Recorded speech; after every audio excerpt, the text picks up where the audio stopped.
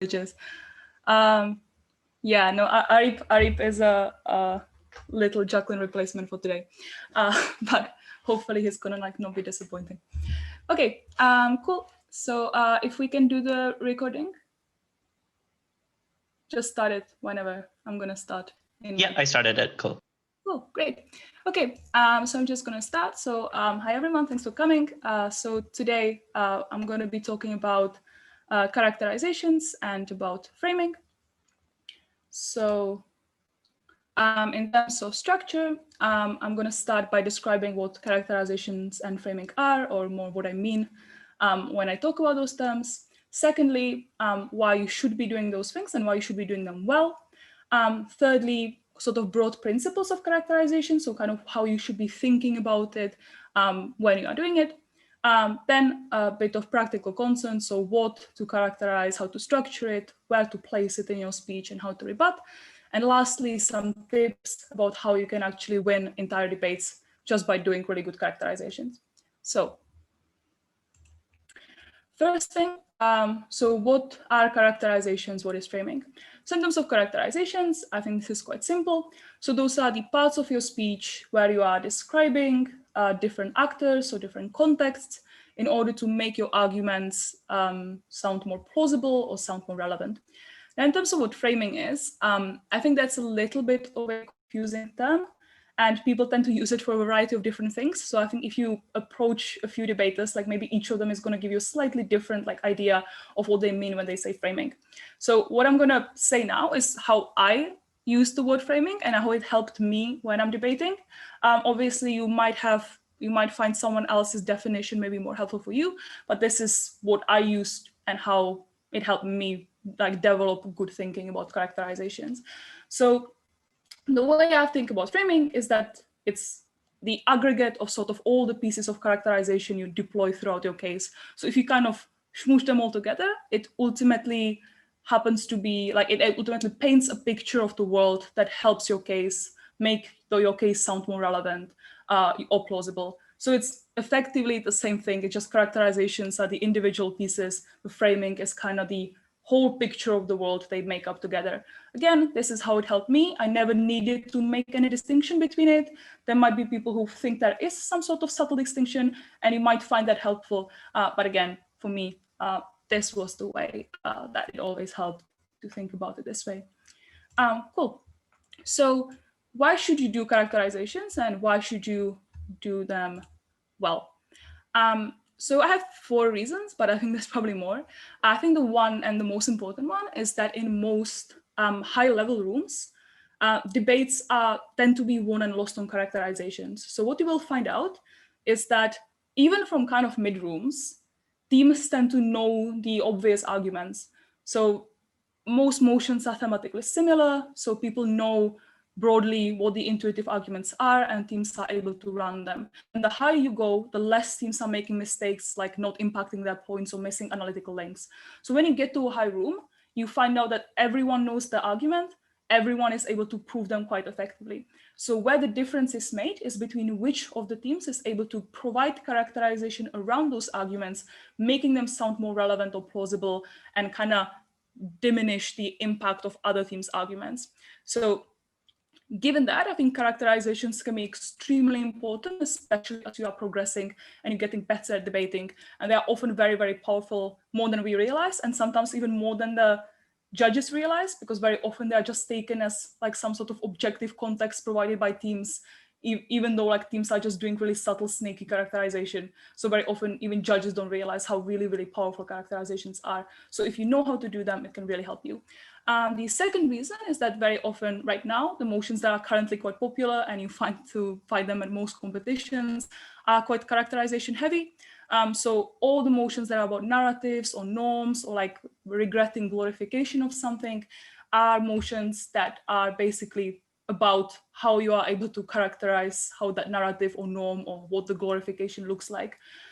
So all of these are basically asking you to characterize rather than come up with some unique set of arguments. I think thirdly, it does make a massive difference for your speech and for your speaks. I think there is a big, big difference between how a speech without any characterizations is scored and how you are being perceived if you do characterize and you provide context and you describe actors. I think it usually makes like a big leap in the speaks that you get. And lastly, I think it's also something that you can actually improve in a relatively short period of time. So I think usually the problem with people is that they do not know or do not consciously think about doing characterizations in the first place. It's not that they don't know how to do them. So usually when you start consciously thinking about it and you start doing them, you become quite good at them, just improve a lot. This, for example, what happened to me and my partner back then before we went to the European Championships. I think the reason why we kind of improved quite quickly within a short period of like a month was because we suddenly kind of clicked on how to do characterizations well, and it helped us like improve a lot. So I think that's something that a lot of you could probably benefit from if you are yet not consciously thinking about characterization right now. So first thing then, in terms of the principles. So the first thing to think about when you are thinking of characterizations and how you're going to be characterizing is that there is never a completely like fixed context, fixed reality within which the debate takes place. So there is always a spectrum of subjectivity, like different interpretations of reality that you can use when you are describing it. So this gives you the opportunity to just pick the interpretation that kind of suits your case. If this sounds like a little bit abstract and you're not sure what I mean, this is something that happens in real life all the time. For example, if you look at, say, newspapers, when they are describing the literally same event, like depending of where politically they are leaning, they're able to describe it and paint it in completely different ways. Similarly, like politicians, again, can paint exactly the same thing very, very differently. So there is always a spectrum of subjectivity where you can pick and choose. But, and I think this is quite important, there are always things that are outside of that spectrum. So you can do an interpretation of reality, but you can't try to lie yourself and claim something that is completely outside of any interpretation of reality. So you can't go completely silly.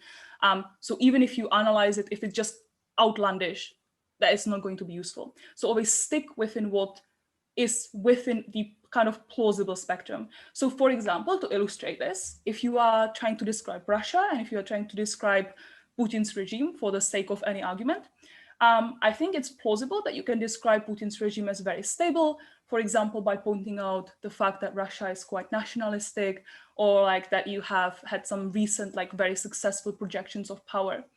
On the other hand, if you are like opposing this, you can describe Putin's regime as kind of potentially vulnerable. So you can point out things like there were recent protests, you had like issues with rigged referendums or like scandals with like poisoning your opposition, which made people kind of angry, and now it's more vulnerable. So note that like all of those facts in both of those descriptions are probably true and coexist. The difference is which of these aspects I'm going to be emphasizing and which of them I'm going to be neglecting. So both of these things can sound plausible as long as I'm making like the aspects emphasized or neglected. But I can't go completely wild. So I can't claim that like Russia is this like North Korea-like state and like all the Russians are like brainwashed and like they have no idea about like anything else than Putin. Nor can I claim that there will be a revolution in Russia tomorrow, insofar as probably anyone reasonable will not buy that sort of characterization, no matter like how many lies I'm gonna make up to support it. So yeah, you can always tweak the truth, but you can't outright lie. So yeah, so that's in terms of how you should be thinking about characterizations. No October Revolution, sad. Yeah, no, it will be fun, but like realistically not gonna happen. Cool. So yeah, so that's in terms of which on what spectrum characterizations exist. I think the second kind of principle is that know that characterizations, more than arguments, are very powerful because they sound objective. So if no one else is characterizing and you are the only one, you can get away by just like pretending as if you are saying objective truth. And if no one questions you, like it just might sound completely objective. And if you manage to present the characterization that helps your case, like you are halfway winning just by being able to do that. So like there is, I think, confidence and is quite helpful specifically with characterizations, because the more objective you can make it sound, the more successful you might be with it. Cool. Okay. The second thing in terms of those principles is that your characterizations, aside from having to be within the plausibility spectrum, they will be more plausible the more nuanced you manage to be. So how to achieve the sort of nuance? So, so I'm using 4 mistakes that I think people are making very often when they are characterizing, and explaining how we can try to fix it. So the first one is like stop thinking about actors as like monolithic one entity. So I think what very often happens when people talk about countries or like social movements or like companies, they kind of analyze it in a way as if the country was like one entity, almost as if it was like one person, like China with one incentive and like one way of behaving.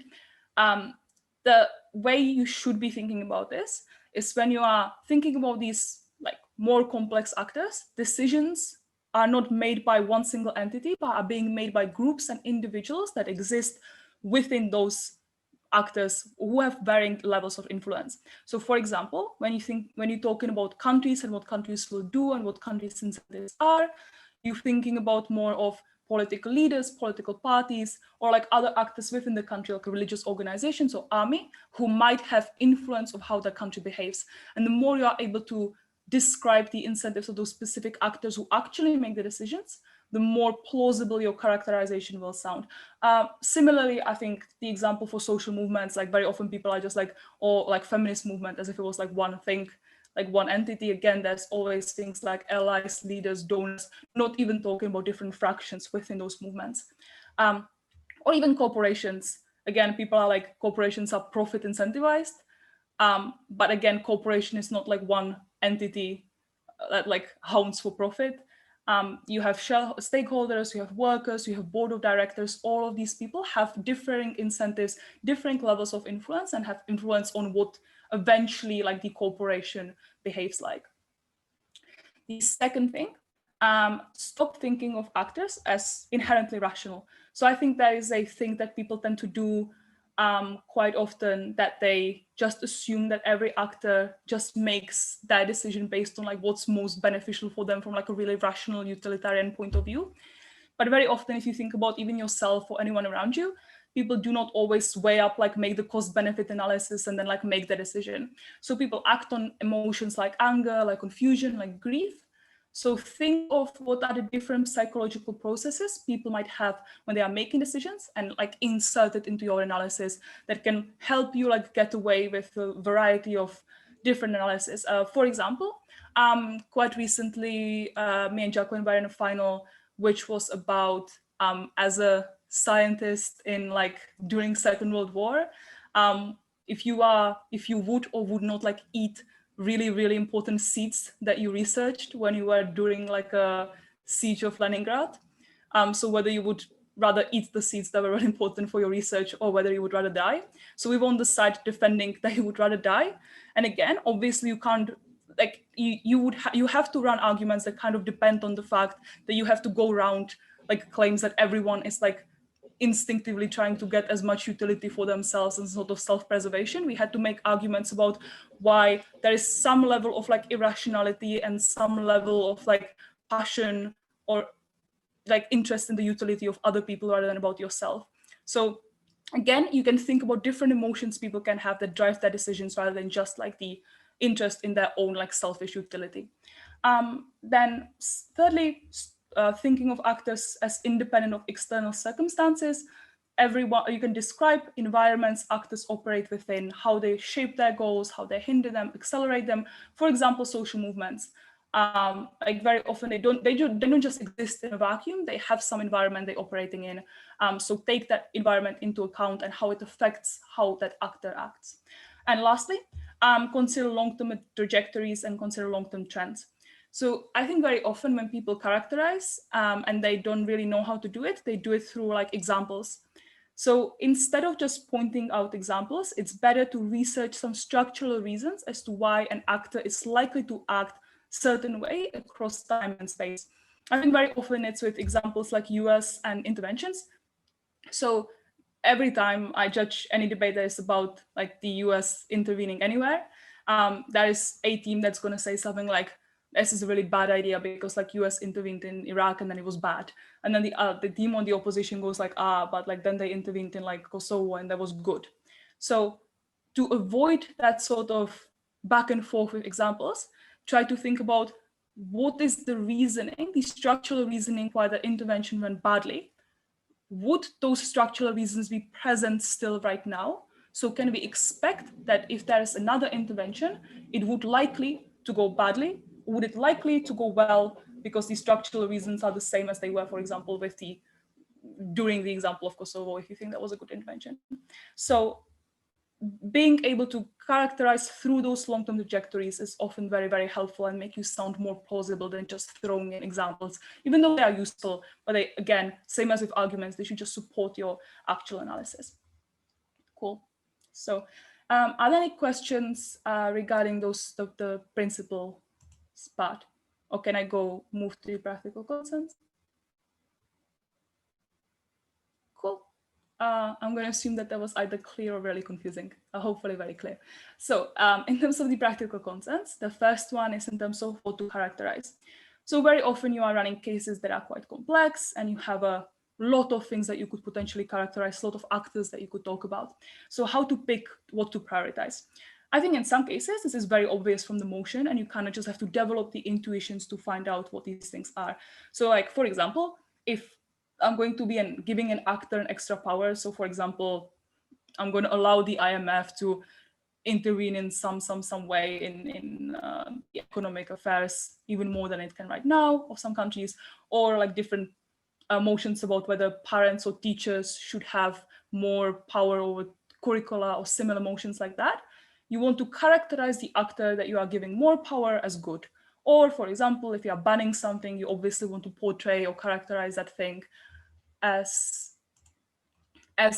something that is very harmful. So those are quite obvious examples, and I think you intuitively know that those are going to be important characterizations. It's just about working on your intuition. So the more you're going to be debating, the more you're going to be prepping, the clearer this will be. So again, I recommend doing exercises like long prep.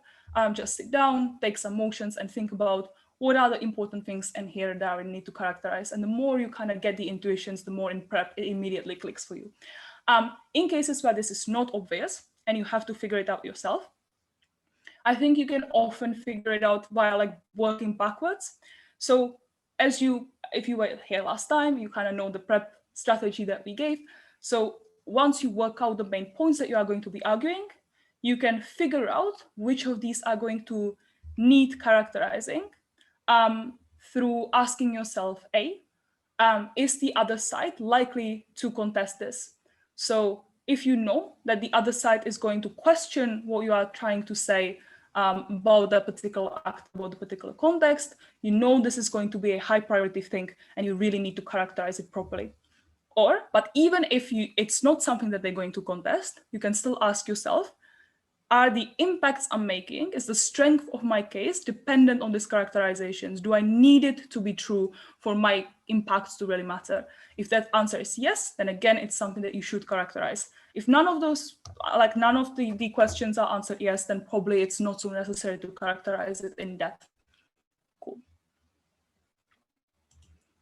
So in terms of how to structure characterizations, and I think this is where people tend to make the most mistakes, and it's where the difference between good and bad characterization lies. So if people characterize at all, very often the way they do it is just stopping at the very first point I outlined. So the basic structure I think is good, is starting with the descriptive claim, then you have to do a justification, and then you have to do an implication. Most people just do the descriptive claim and think that's the end of characterization. So the descriptive claim is the kind of the assertive part of your characterization where I'm going to describe the actor, the context, or the norm. I'm going to say, oh, like Donald Trump is irrational, or I'm going to say, like Russia is currently like vulnerable. So this is the assertive one. I'm just asserting, making a claim. This is where very often people just stop. So they start their speech, they say, like we think like the regime is really vulnerable, and then I'm gonna like go and make my arguments, and then the other side says, no, we don't think it's true, and then it kind of becomes a back and forth. So which is why you have to do the other two steps. But within that descriptive claim, one tip I would do in addition, when you are making the initial claim, think of the language you are using. So you're trying to use the appropriate words to forward the correct emotion to the judge. So for example, think about if you are saying something is going to be coercive, or are you coercing someone with your policy, or are you encouraging someone with your policy? This can describe the very same thing, but it makes it sound as it's conveying very different emotions. So just through that initial assertion, you can already kind of make the judge feel a certain way about the thing that you are characterizing. So once you do that descriptive claim, the second step is to justify it. So in the same way as you justify arguments, you are providing reasons as to why what you are claiming is true. So for example, with the Russia example, you say Putin's regime is vulnerable, 3 reasons why. First reason is the fact that you had recent scandals with the opposition that made you look really bad. Second reason, blah, blah, blah, etc., etc. So you provide several reasons and try to provide as many as possible that are strong for the claim that you are making. Lastly, and I think this is incredibly important, you tell the judge what the implication of the characterization you just done is. And this is what people don't do almost at all. And I sometimes am guilty of that as well, and I need to be very conscious of doing it. Tell the judge very, very clearly what your characterization just did for the debate. So for example, the implication is that my argument about blah, blah is significantly more relevant in this context. The implication is that I mitigated everything that the other side said about this, or it completely shifted the burden, etc., etc. So making it very clear what you strategically did with that characterization is very useful, because otherwise the judge might just be sitting there and being like, cool, this sounds nice, I buy this, why do I care? So don't trust the judge to make the links for you, be really explicit and tell them. Are there any questions about that structure, or does that make sense? Cool. So this is long, but it's just an example of how this could look like. And I also want to just outline how much characterizations matter in terms of how you are doing your, how do you do implications if you are opening government? Yeah, what's cursed, Chris? Sorry. Okay, so how do you do implications if you are opening government? So again, if you are opening government, you have the issue with not being able to hear what they're going to say, but what the other sides are going to say. But again, same as what you do with normal arguments, you have to be preemptive. So your DPM already heard the LO at least, so you can at least do it directly with opening opposition.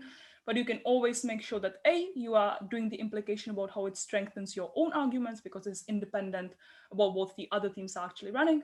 But secondly, you probably, if you are doing the prep right, as we said the last week, you already kind of know what the other team's main points are going to be. So you can already kind of preemptively do the implication against the points that you know are going to come. Yeah. Obviously, it's harder. It's much easier to do it if you are in whip, but even in opening government, I think you can still kind of preemptively get away. Cool. So in terms of the example, even though Chris thinks the motion was cursed, I think the motion was brilliant. So this is an example of a characterization me and Jacklin have done. Obviously, this is a caveat for this is I'm using it not because I think that this is the best characterization possible. It's because it's easy for me to explain my thought process. So again, take it critically. If you think that something is wrong about it, feel free to really think about how you would do it potentially better. I'm not saying this is a good brilliant characterization. It is just a good example I can outline the thought process on. So in terms of the motion was that this House believes that it's in the interest of the ruling party of Kazakhstan to hold free and fair elections of local officials. So the argument, the mechanistic argument we wanted to make, and that's the only actual argument we made, was it's the thing that is at the bottom. So the one line where we said this is going to appease the population by giving them a democratic right that they care about, which is going to disincentivize them from protesting. So that's the argument itself. Now, everything else that's above it is basically characterization, where we are trying to make the argument that in and of itself sounds like good, but why do I care, sound very, very relevant. So the way we did it is we were actually opening government on this. So this can be helpful on the question of how to do it on OG, because this is kind of also explaining how to deal with the preemption. So we gave two broad pieces of characterization. The first characterization was that people are still going to vote for party sympathetic candidates in these elections anyway. So we gave two reasons for this. That is, first, because the opposition in Kazakhstan is actually kind of weak because it was stifled, so there were no opposition candidates to actually properly run. And two, because the ruling party is not like massively resented yet. People are kind of content to some extent with providing decent economic development. So the implication of this is that it's unlikely to weaken the power of the ruling party. Now, the reason why we did a characterization is because we knew that at some point there's going to be an op that's going to stand up and say, aha, like the ruling party is going to lose all their power because everyone's going to go and vote in the opposition. So even though we didn't hear that argument yet, we knew that someone's going to say it, so we like preemptively characterized against it. The second piece of characterization is that we said that the current trend is going in such direction that it is likely that if you do not do any change at all, people will eventually and likely soon become quite resentful of the government, which can lead to much more threatening protests and riots. So we gave, again, three reasons. That's the justification part of the characterization. So we said things like you have a new president that like doesn't have the personality cult as the old president had. Like this isn't like spec knowledge that you probably don't know. We knew it because like I prepped for like a Kazakhstan-based UDC. So like don't feel like you need to know stuff about Kazakhstan. But like, again, like those would be obvious, like applicable, like the structure is applicable to any motion that's like not as weird specky. Or we said things that there were recent scandals about freedom of press, or the fact that you have protests in nearby countries such as Belarus that could inspire like similar sort of behavior in the country. So the implication of all of this, which we said, is that, the implication of all of this is that we said the context the ruling party in Kazakhstan finds itself is very, very delicate. So it has enough support at this very moment, so this move would not threaten its power. But there are reasons to believe that if nothing is done, there might be a very significant risk of them losing power in the near future. What this means that the argument about appeasing the population is extremely relevant in the current context. So the reason we did the second kind of characterization and the implication underneath is because A, this is making our argument relevant, and two, it's also like clarifying why the two characterizations are not contradictory. So just pointing out like why the context can be both that it's not going to lead to like massive overthrow via the elections, but also if without the elections, you would potentially get some sort of rioting. So I hope you can understand like or see the difference that the characterizing makes to the argument, because without the characterization, it's unclear why in Kazakhstan you would care about appeasing the population at all, why Kazakhstan cares about people protesting at all. Now with the characterization, it now sounds really, really relevant why that sort of move is necessary because the context requires it. Any questions about this? Does it make sense? I get if it's like quite, yeah, I'm not trying to describe like my own thought process. So like if you're confused, just feel free to ask any clarifications on this.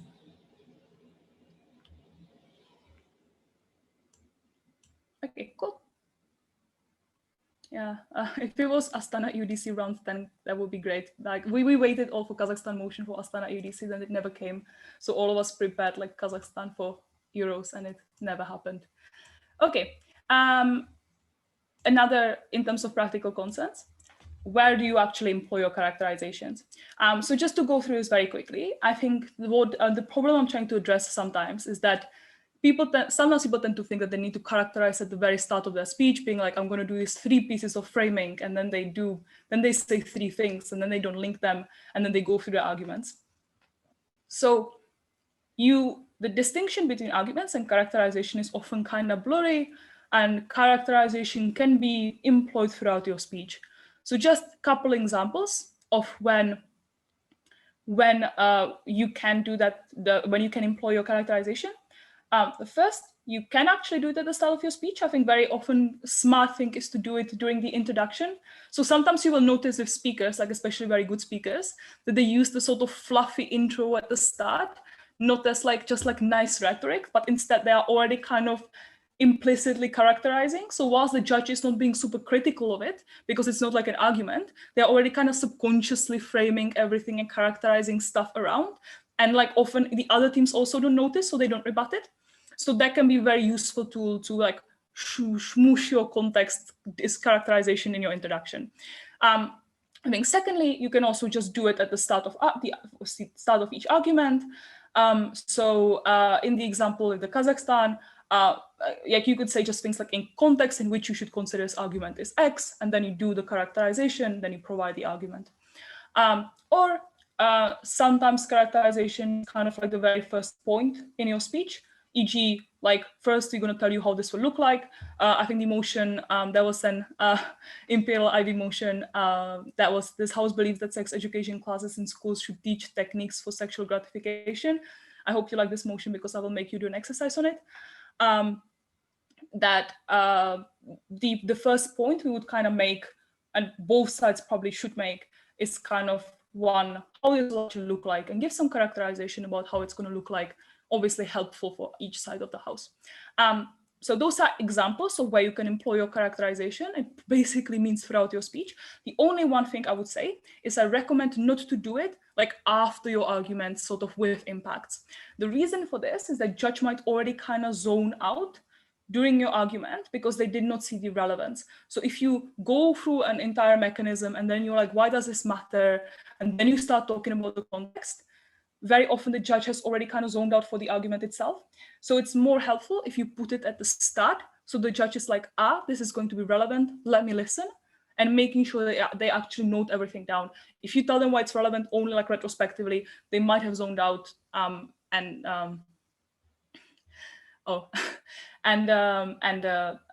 they won't be able to credit it as well as you maybe want to. Cool. Does this make sense?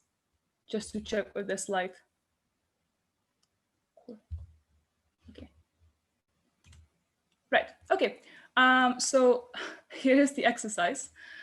So I am not sure if I can do it from here, but so basically what I'm going to do is that this is the motion that I just outlined. So this House believes that sex education classes in schools should teach techniques for sexual gratification. So this includes, but not limits to, anal sex, oral sex, mutual gratification, masturbation. So if you have on two sides, there are obviously range of arguments, but for the sake of the exercise, what I want you to do is to think about how you would analyze and justify the statements that I just outlined for each side. So in Goff, you want to characterize it such that this is going to be something that is empowering, that's going to provide information that is otherwise unavailable or misleading, and it provides in a safe manner and in a safe space. So you want to make it sound that's going to be empowering.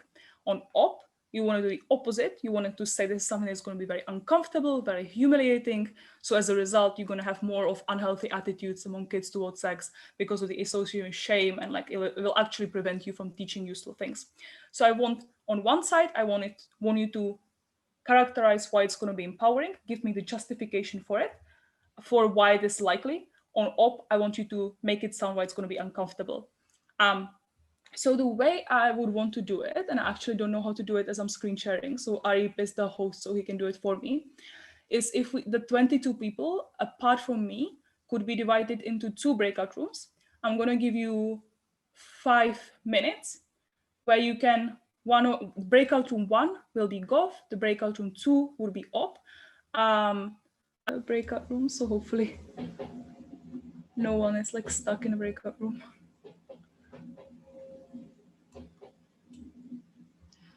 They should be closed, so I think it's good. Okay, in which case maybe someone just left the meeting and they're going to come back in the waiting room and we're going to let them in. That sounds fair. Okay, cool, great. So I hope you had some fruitful discussion on that. So if we can just so the other side can hear the characterizations that you came up with, So whoever wants to, don't know if you came up with someone who wants to do it or if the people who are leading it want to do it. Just for each of the sites, you want to give me something to say about what you as a group came up with, starting with anyone who wants to from the Gov side. So why would it be empowering? Why would be good? Sure. I don't think we nominated someone, so as group leader, I guess I will feedback on this. So first, there were kind of two key things that the group identified that we would want to be characterizing in the first place. One is exactly what the kind of misinformation or problems that arise in the status quo are, both in terms of what people end up believing and where they are learning it from. Secondly, what the classroom setting in which children learn is likely to look like, how they're likely to engage in it. Because of time, we didn't go into detail on both of them, so I'll just talk about the detail we did go into on the second one. There were two justifications that were given for this, for the classroom setting, why the engagement in the classroom setting is good. Firstly, that children are likely to be eager to learn because they are inexperienced and eager to be good for their partner the first times or the early times that they have sexual experiences, and therefore are actually likely to want to engage well in the lesson, especially because children these days are aware that the internet isn't an accurate place to be learning this kind of thing. Secondly, on the teacher's side, that there are some reasons teachers are naturally incentivized to do this well, both in terms of increased pressures in terms of curricula in order to do this, but also because they tend to care about their students and be empathetic with them because they are motivated to go into such careers and therefore are naturally likely to want to do a good job for their students. Finally, then, the impact of this framing is any arguments that Gov make about why this is likely to be empowering, i.e. this argument, are significantly stronger because they are based on the premise that the classroom setting will teach these well, but also B, any arguments to the contrary start to drop out of the debate if this characterization is true. Okay, yeah, no, that's great. I think that's probably what I envisioned. So cool. Can I have someone from the opposite do what you would do for the opposite? Cool. Does anyone from my room want to take it? Wait 5 seconds. All right, cool. Looks like I'll just do it. So in terms of descending order of things people thought were important, particular characterizations were, and we had a multitude of them. So one, specifically why it's likely that specifically conservative parents, in terms of how it looks, in terms of impacting our morals and what are they teaching children, etc. Oftentimes they are within school boards. Oftentimes schools specifically cater towards parents and who are likely to cause outrage. Means they're likely to be the ones who shape the curriculum and how it's taught. This means any arguments which are about specifically liberalizing the curriculum or why they will teach sex better, etc., are likely to be mitigated in the sense of the people who actually have control over and who carry all of the incentive structures. Second, on specifically why oftentimes sex education is something that is deprioritized in school. So as in there are limited things in terms of time and resources, which means anything that government wants to say is specifically taught well or taught better, but because you're bringing in specifically new things within this, it means, and still working within that restrained time and budget, and also multiplied by the previous characterization of likely backlash, means that you are limited in what you're able to teach and the depth you're able to go into. So it's likely to be worse than anything the government says. And I think third thing was specifically classroom setting. So as in you're likely to see this in an immature way, as in typically the way that sex ed happens is lots of jokes and a likely immaturity, or there's the alternative depending on what the year group, etc., or the mindset is, to avoid anything that is essentially sexual because it's seen as weird or disgusting, or etc., etc. Both of these mean that the way you engage with the content is likely not to be in good faith, or is likely to be distracted, which means all of the content that you are receiving is likely to be confused or of lower quality. Yeah, no, I think that's perfect. Yeah, so when we were in this debate, we were in op, we were basically saying very similar things. We were pointing out why often, also the teacher would probably be very uncomfortable insofar as in any other settings, something that would be so quite explicitly sexual would probably be something that the teacher would just be comfortable doing. Or similarly, even for the kids would probably be quite weird to see. So very often those sort of characterizations can be incredibly useful in describing how helpful the policy will be. So know that both of those characterizations are very good, and imagine if the opposite side didn't characterize it at all, you are very, very easily just claiming your impacts for yourself just by the fact that you are the one who describes the classroom setting, or you are the one who describes like how the curriculum is shaped. Cool. So I think hopefully everyone kind of got the gist about how the characterizations are structured through the exercise. Hopefully that was helpful. We will see also in a debate if you are able to then employ it yourselves. I will just note in terms of the SPAR debate afterwards, I'm just going to check right now how we are looking at with signups. Yeah, so seeing right now, I think that we would be on perfect numbers if there were 3 more people who would sign up. So if you did not do that yet and you would be able to speak, it would be very, very useful if you did it, because then we can have nice 2 full rooms and that would be fun. So no one has to speak by themselves. Yeah, so if you sign up, please sign up now, because I think I have like 2 last slides. So we will be wrapping in. Is there any MDU merchandise for sale? Yeah, no, I don't know. Yeah, we would have to like, we would pick some iron speakers, but yeah, would be great if that didn't have to happen. So if there's 3 more people, oh, we have 1 more. Okay, I see that. Then we need just 2 more people. Great. If 2 more people find themselves signing up, that would be brilliant. You would have my eternal gratitude. Cool. Lastly, on the practical consensus, in terms of rebutting. So I think the first thing that it's not that people don't know how to rebut characterization, but that they just don't think about that they should do it, and they don't even spot that what the other team is doing is characterization in the first place. So make sure, given that now we've run through where to employ characterizations, how they are structured, etc., make sure that you are paying attention to other teams' characterization, and you do not just concede things because they sound intuitive. So make sure you listen to that fluffy intro and you are thinking, are they actually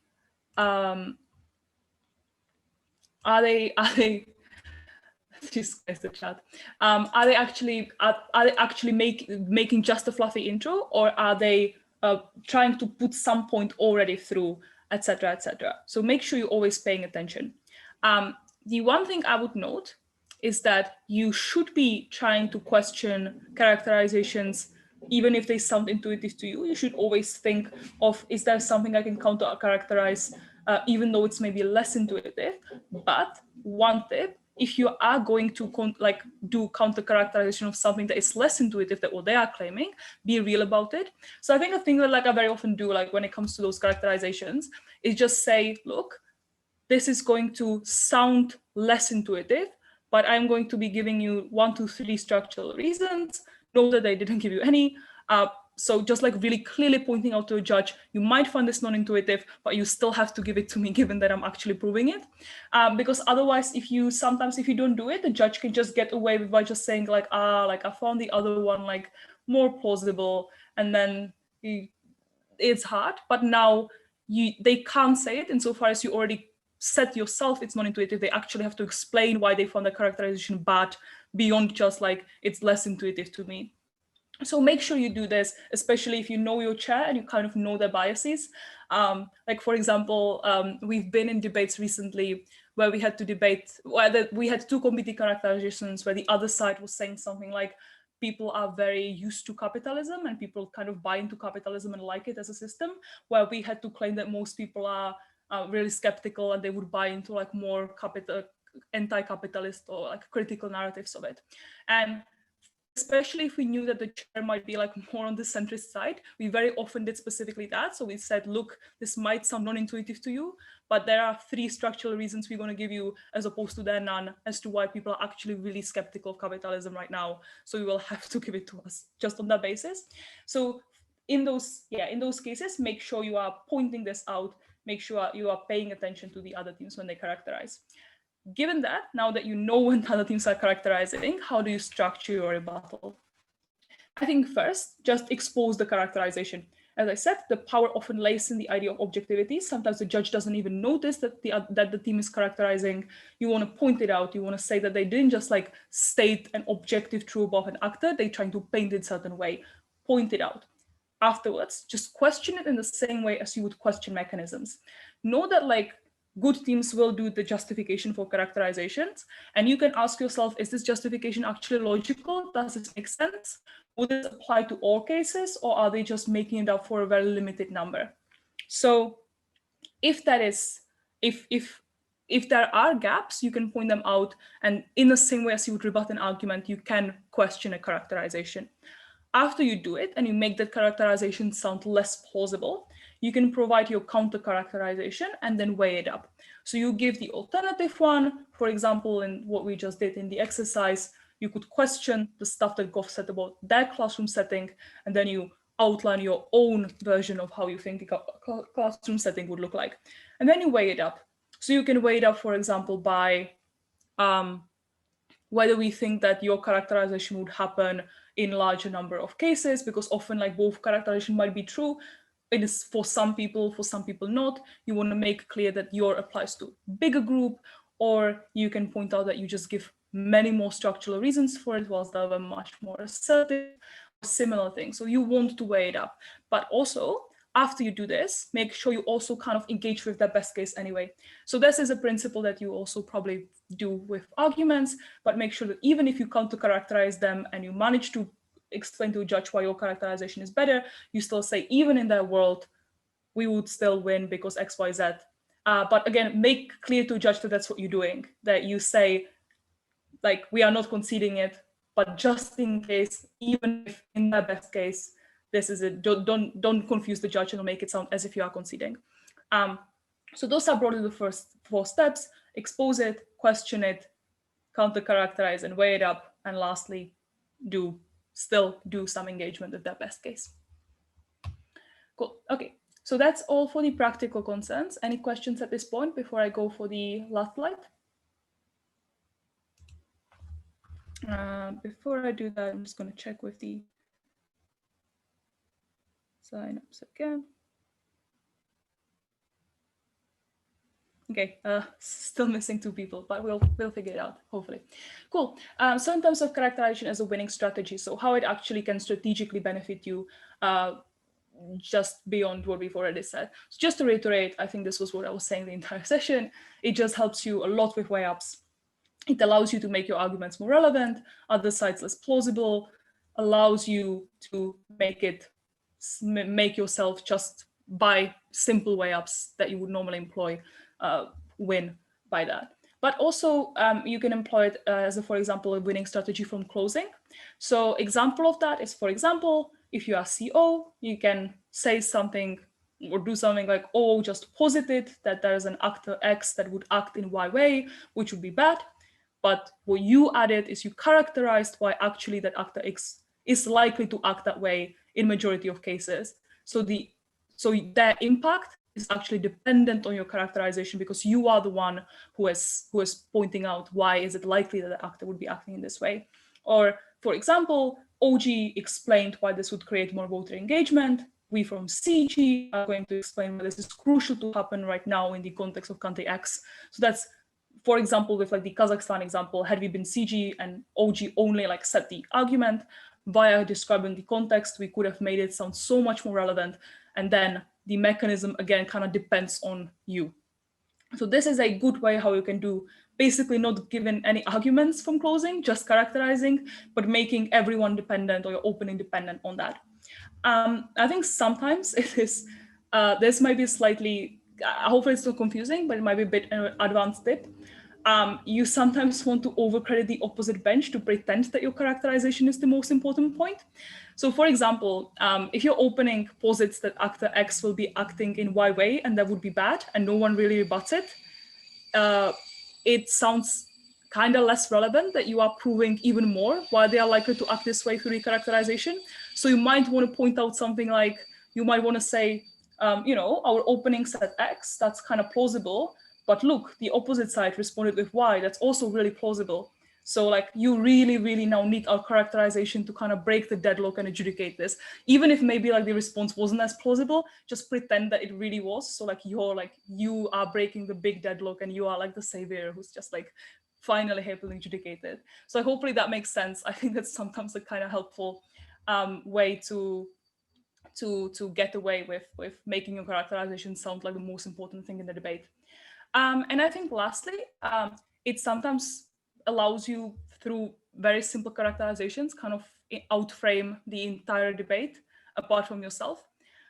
So I don't know if you are familiar, probably if you are someone who debates a lot, you probably know, for example, the Zagreb UDC 2014 final. If not, I recommend watching that because it's an example of how characterizations or framing can kind of win you a debate. So the motion was something along the lines that this House believes that the feminist movement should oppose interventions that claim to further women's rights. And the entire debate was obviously incredible speakers debating about why it would be, why interventions are really bad for women, or why interventions are actually quite good for women, and it's good to have the accountability for them or not. And then closing opposition stands up and says, look, and characterizes the feminist movement and says that no one actually listens and cares about what the feminist movement says. So no matter if feminist movement opposes or supports this, it doesn't change anything. The interventions are going to happen, no one cares. So the only difference in the debate is how this actually affects the perception of the feminist movement based on like what narrative they are running. So then the probably less impact arguments became the only relevant ones because of that characterization of how strong the feminist movement is that the closing opposition team gave. So that's a good example. I recommend watching it if you want to see. Or similarly, there was a recent debate, I think it was at Astana Open, the one before Euros. There was a motion, this House would incentivize people to work from home. And in the debate we saw was an example of the opening half, kind of going back and forth, talking about in which settings are people more productive, they are more productive from work, more productive if they are at home. So in closing opposition, you can just stand up and say, look, we think different people and different personalities, some of them probably like working by themselves, some of them probably like to work in groups, some of them have annoying kids, some of them have really nice environments to be in, probably depends person on person. Probably there's also an incentive from the companies to solve these problems either way. So this is completely symmetrical. What we're going to do in closing up, we're going to be talking about something different that's not dependent on this. We're going to talk about like macroeconomic impacts this has, for example, why the fact that when people stay at home, they are less likely to like shop in businesses and, for example, like the districts where most companies are located. Now you no longer have that sort of spending that has massive macroeconomic impacts, or people are like less likely to travel, etc. Making you again like the only relevant team kind of characterizing just through doing the characterization about how people work and how people like engage with working conditions and why it's broadly symmetrical and why there are different kind of actors, again outframing the top half. So this is another tactic that you can use. So yeah, so again, just to sum it up, you can use it both in way-ups as a closing strategy, or you can use it to kind of completely wipe up everyone else from the debate in terms of the outframing. Cool, so that is all for the workshop. So I'm gonna stop my screen share right now. And I think Areeb